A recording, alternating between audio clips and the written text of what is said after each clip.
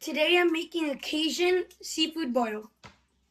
I'm gonna put for vegetables. I'll put corn,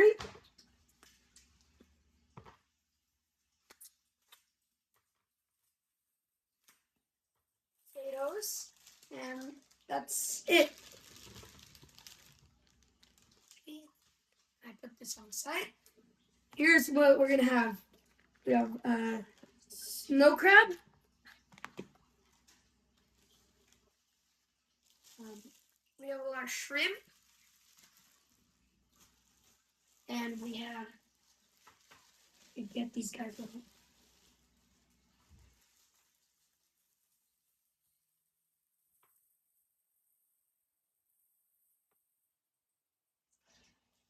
Lobster. Two of them to be exact.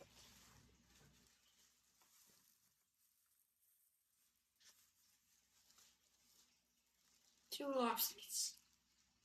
These are my first lobsters to cook, and let's see how they turn out.